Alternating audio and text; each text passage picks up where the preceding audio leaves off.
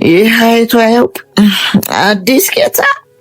ይህ ባለጌ በገንዘብ እንዳፈር ይጫወታል። ጉድ! ደሃ ሲከብር እኮ የሚደኸይ አይመስለውም።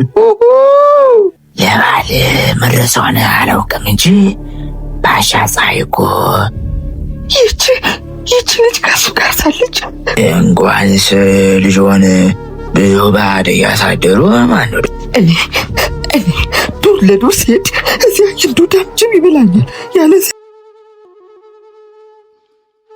የልምዣት ደራሲ ሐዲስ ዓለማየሁ፣ ተራኪ ግዕዝ ሙላት። መቅደም። ይህ የልምዣት ብዬ የሰየምሁት ልብ ወለድ ጠቅላላ ውቅሩና ከዝርዝሩም 30ዎቹ ምዕራፍ ወንጀለኛው ዳኛ በተባለ ስም በ1974 ዓ.ም ከታተመው መጽሐፌ ጋር ከ1964 ዓ.ም በፊት ተሰናድቶ የነበረ መሆኑ በዚያ በወንጀለኛው ዳኛ መቅድም ተመልክተዋል። ወንጀለኛው ዳኛ መጀመሪያ በቲያትር መልክ የተሰናዳ ስለነበረና ኋላ ወደ ልብ ወለድነት እንዲለወጥ ስለተደረገ እንዲያ ያለውን ለውጥ ለማድረግ ከተለወጠም ዘንድ አስፋፍቶ ለመጻፍ ዘለግ ያለ ጊዜ በመፍጀቱ ያን በማደርግበት ጊዜ የዚህን የልምዣትን ሥራ ማቆም ነበረብኝ። በዚህና በጤናም በአንዳንድ የሥራ ምክንያቶች ሳይታተም ቆየ። ስለዚህ ምንም እንኳ ይህ መጽሐፍ ለአንባቢዎች የሚቀርበው አሁን ቢሆን የሚበዛው ክፍሉ የተጻፈው ከ1964 ዓ.ም በፊት ስለነበረ በውስጡ የሚታዩት ገጸ ባህሪያት የሚታዩበት ስርዓተ ማህበር በዚያም ጊዜ የነበሩ መሆናቸውንና ደራሲው የሚሰጠው አስተያየትም በዚያ ጊዜ ስለነበረው ሁኔታ መሆኑን አንባቢዎች እንዲገነዘቡት አሳስባለሁ። ከዚህ ቀጥዬ ስለ ዓላማዬ ለአንባቢዎች ባጭሩ ለማመልከት እወዳለሁ።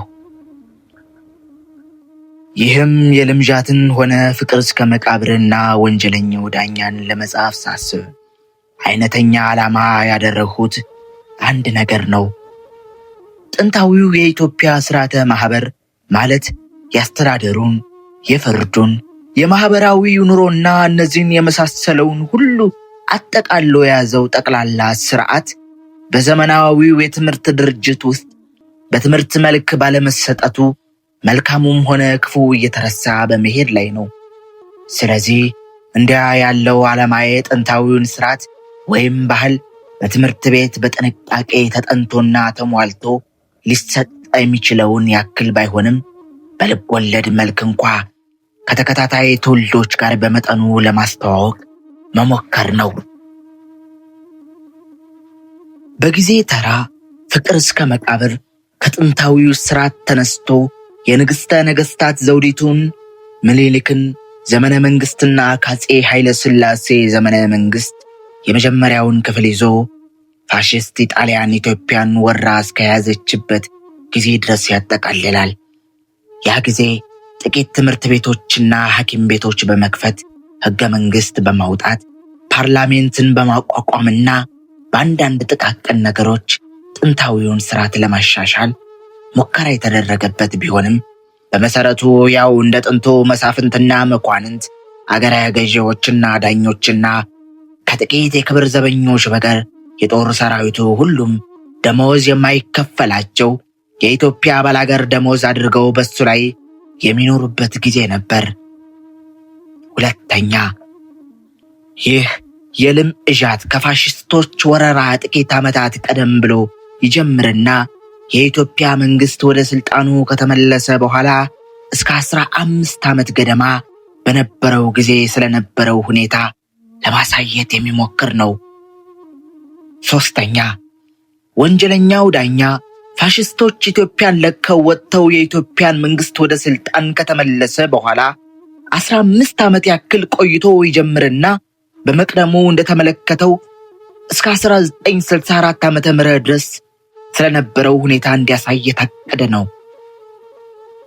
እንግዲህ እኔ 3 ልብ ወለዶች ስጽፍ የኢትዮጵያን ስርዓተ ማህበር ከጥንታዊው እስከ 1964 ዓመተ ምህረት ድረስ በ3 ጊዜ መድቤ እያንዳንዱን መጽሐፍ ለእያንዳንዱ ጊዜ ተመድቦ በዚያው በተመደበበት ጊዜ በኢትዮጵያ ስለነበረው ያስተሳሰብና የአሰራር ሁኔታ በመጠኑም ቢሆን እንዲያሳይ አስቤ የጻፉት መሆኔን ከገለጽኩ በኋላ በዚህ የልም እዣት ብዬ በሰየምኩት ልቦለድ የጻፍኩትም ለሱ በተመደበው ጊዜ ስለነበረው ሁኔታ መሆኑን ለአንባቢዎች አስገነዝባለሁ። የልም እዣት ስለተጻፈበት ዓላማ ባጭሩ ካመለከቱ በኋላ በውስጡ ስለሚታዩት አይነተኞች ባለታሪኮች ወይም ገጸ ባህሪያት እንዲህ ባጭር መግለጫ ሰጥቶ ከአንባቢዎች ጋር ማስተዋወቅ የሚገባ ይመስለኛል። መቼም በአንድ ማህበር ውስጥ የሚኖሩ ሰዎች ሁሉ ወደዱም ጠሉም የሚኖሩበትን ማህበር መንግስታዊ ሕግ አክብረው ባህላዊ ያስተሳሰብ የአሰራርና የእምነት ስርዓቱን ተከትለው መኖር አለባቸው። የማህበሩን መንግስታዊ ሕግ የማያከብሩ ሕገ ወጦች፣ ባህላዊ ስርዓቱን የማይከተሉ ጋጠ ወጦች ተብለው በማህበሩ ውስጥ ደንበኛ የአባልነት ቦታ አይኖራቸውም። ከማህበሩ ውፅአን ሆነው የአካልና የመንፈስ ቅጣት ይደርስባቸዋል። ይሁን እንጂ የማህበራቸውን ጨቋኝ ወይም ግፈኛ ሕግና ስርዓት ተሸክመው የማህበሩ ደንበኛ አባል ሆኖ ከመኖር ከነሱ ነፃ ሆኖ አይደርስ ቅጣት ወይም ችግር ቢደርስባቸው የሚመርጡ አንዳንድ ግለሰቦች በየጊዜውና በየቦታው ጠፍተው አያውቁም። እንዲያ ያሉ ግለሰቦች ገና ሲፈጠሩ ግፍና ጭቆናን እንዳይችሉ በግፍና በጭቆና ላይ እንዲሸፍቱ ሆነው የሚፈጠሩ ናቸው።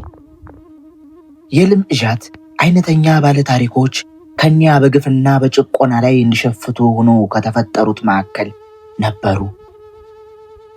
በጥንቱ ልማድ የልጆችን ጋብቻ የሚወስኑ ወላጆች እንጂ ልጆች እንኳንስ ለውሳኔ ተካፋዮች ሊሆኑ ከመካከላቸው ሳይተዋወቁ እንዲያውም አንድ ቀን እንኳ ሳይተያዩ የሚጋቡ ነበሩ። በሀብት ይልቁንም በዘር ያክሉናል፣ ይመስሉናል ተባብለው ልጆቻቸውን የሚያጋቡ ወላጆች ነበሩ። አንዳንድ ጊዜ በሁለት ቤተሰቦች መካከል የነፍስ ግድያ ቂም የኖረ እንደሆን እንዲያ ያለውን ቂም የመበቀል ሐሳብ ከመካከላቸው እንዲጠፋ በመካከላቸው የፈሰሰው ደም እንዲደርቅ እነያ ቤተሰቦች ልጆቻቸውን ማጋባት የተለመደ ነበር። የልጆች ጋብቻ በነፍስ ግድያ ለሚፈላለጉ ቤተሰቦች የሰላም ዋጋ ሆኖ የሚከፈል ነበር። እንዲሁም ከጥንት ልማዶች ሌላው ክፉ ነገር በተለይ ሴቶች ልጆች ለአቅመ ሔዋን ሳይደርሱ የሚዳሩ መሆናቸው ነበር። ለእኔ እንደሚመስለኝ ከጥንታዊው ስርዓተ ማህበር ያስተሳሰብ የአስተያየትና የአሰራር ልማድ ከሁሉም ይልቅ ለእውቀትና ለእድገት መሰናክል ሆኖ የኖረ ነው። ሰው ሰርቶ ጥሮ ግሮ ሀብታም ከመሆን ከሀብታም ወይም ከመሰረተ ጌታ ተወልዶ ድሃ መሆን ይመረጥ የነበረ መሆኑ ነው። እጅ ስራ ማወቅ የእጅ ሰሪ አሰኝቶ ያሰድብ ነበር። ከድሃ መወለድም የድሃ ልጅ አሰኝቶ ያሰድብ ነበር። የጌታ ዘር ሆኖ በጥፍሩ ስራ የማይነካ ድሃ ግን ይታፈር ይከበር ነበር። ታዲያ እንዲያ ያለው ያስተሳሰብና ያስተያየት ያሰራር ባህልና ልማድ ለጠቅላላው ሕዝብ የእውቀትና የእድገት መሰናከል ከመሆን ሌላ በግለሰብ ደረጃም በባልና በሚስት በወላጅና በልጅ በጓደኞችም መካከል ሊኖር የሚገባው መልካም ግንኙነት ጠንቅ ነበር። ሰርተው በጎ አዳሪዎች የሆኑ ሰዎች እንኳ ከትውልድ ሀገራቸው ወደማይታወቁበት ሩቅ ሀገር የሄዱ እንደሆን በሄዱበት ሀገር የክብር ቦታ አግኝተው ለመኖር አገራቸው ሰርተው ስለመሰረቱት መልካም ኑሮ ከማውራት ይልቅ ያልሆኑትን ዋሽተው የመሰረተ ጌቶች ልጆች ቢያንስ ወገኖች መሆናቸውን ማውራት ይወዳሉ። ታዲያ ውሎ አድሮ ውሸታቸው ሲገለጽባቸው በእነሱ ላይ እፍረትን ከሌሎች ትዝብትን ያስከትልና በመጨረሻ የሚያሳዝን ሁኔታ ይደርሳል።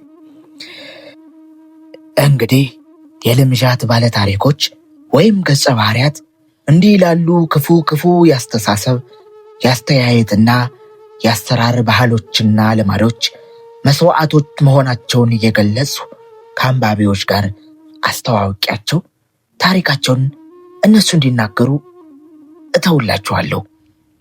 ሐዲስ ዓለማየሁ። ለባል መረሷን አላውቅም እንጂ ባሻ ፀሐይ እኮ ይቺ ልጅ ከሱ ጋር ሳለች እንኳንስ ልጇን ብዙ ባድ እያሳደሩ ማነው እኔ ዱር ለዱር ሲሄድ እዚያ የዱዳም ጅብ ይበላኛል። ያለዚያም